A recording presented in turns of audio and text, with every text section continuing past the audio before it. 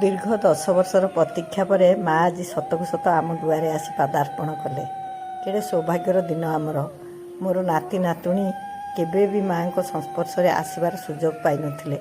ଯାହା ହଉ ସେ ଦୀକ୍ଷା ନେବାର ଖୁବ୍ କମ୍ ଦିନ ପରେ ଏହି ସୌଭାଗ୍ୟ ପାଇଛନ୍ତି। ମୋତେ ଆଜି ଆତ୍ମହରା ଲାଗୁଛି।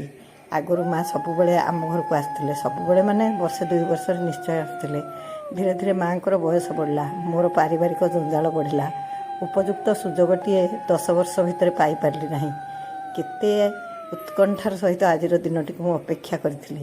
ଆଉ ସବୁବେଳେ ଭାବୁଥିଲି କେତେବେଳେ ମାଙ୍କର ପାଦ ଆମ ଅଗଣାରେ ପଡ଼ିବ। ସେଇ ଶୁଭ ମୁହୂର୍ତ୍ତ ଆସି ପହଞ୍ଚିଲା। କାଲି ଏତେବେଳକୁ ହୁଏତ ମା ଆଉ ଆମ ଘରେ ନଥିବେ, ପୁଣି କୁଆଡ଼େ ଯାଇଥିବେ କେଉଁ ଭକ୍ତର ଆକୁଳ ନିବେଦନ ଶୁଣି। ହେଲେ ଏଇ ମହାର୍ଘ ମୁହୂର୍ତ୍ତ ମୋ ଜୀବନର ପୁଣି ଗୋଟିଏ ଅବିସ୍ମରଣୀୟ ମୁହୂର୍ତ୍ତ ହୋଇ ରହିଯିବ ଏ ଜନ୍ମ ପାଇଁ। ସତରେ ମାଙ୍କୁ ପାଇ ଆମେ ଆଜି ସପରିବାର ଆନନ୍ଦିତ। ଜୟ ଗୁରୁ, ଜୟ